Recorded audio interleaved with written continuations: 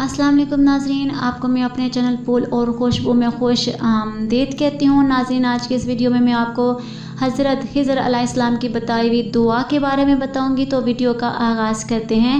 हज़रत अल्लामा मोहम्मद बिन समाक अलैहि रहमतुल्लाह बहुत जलीलुल कदर और बाकरामत वली थे। एक मर्तबा ये बहुत सख्त बीमार हो गए तो इनके मतवसलीन ने इनको एक नसरानी तबीब के पास ले जाना चाहा।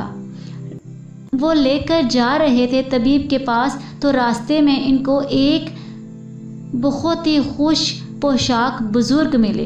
इनके बदन से बेहतरीन खुशबू आ रही थी। उन्होंने फरमाया कि तुम लोग कहाँ जा रहे हो? इन लोगों ने कहा कि हज़रत मोहम्मद बिन समाक अलैहि रहमतुल्लाह बहुत सख्त अलील हैं, इसलिए हम इनको फ़लाँ तबीब के पास ले जा रहे हैं। ये सुनकर इन बुज़ुर्ग ने फरमाया कि सुबहान अल्लाह, एक अल्लाह अज़्ज़वजल के वली के लिए तुम लोग एक अल्लाह अज़्ज़वजल के दुश्मन से मदद तलब करने जा रहे हो। वापस जाओ और मोहम्मद बिन समाक अलैहि रहमतुल्लाह से कह दो कि मकाम में दर्द पर हाथ रखकर पारा नंबर 15 बनी इसराइल की आयत नंबर 105 पढ़कर दम करें। वबिल हक़ की अनज़लनाहु वबिल हक़ की नज़ला।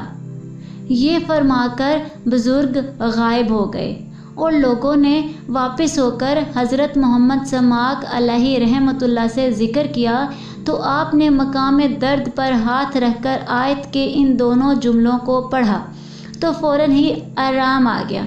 फिर हज़रत मोहम्मद बिन समाक अलैहि रहमतुल्लाह ने लोगों से फरमाया कि वो बुज़ुर्ग जिन्होंने तुम लोगों को ये वजीफ़ा बताया, तुम्हें ये ख़बर है कि वो कौन बुज़ुर्ग थे?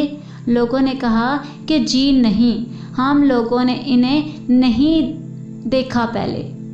तो हज़रत मोहम्मद बिन समाक अलैहि रहमतुल्लाह अलैहि ने फरमाया कि वो बुज़ुर्ग हज़रत खिज़र अलैहिस्सलाम थे। कुरान मजीद की आयत का इतना सा टुकड़ा हर मर्ज़ की मुकम्मल दुआ और मुजर्रब इलाज है।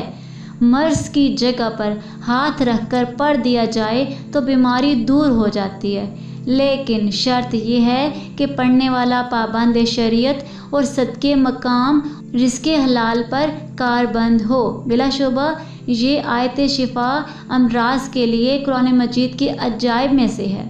वसल्लल्लाहु ताला अला खैरी खल्क़िही मुहम्मदिन व आलिही व सहबिही अजमाइन।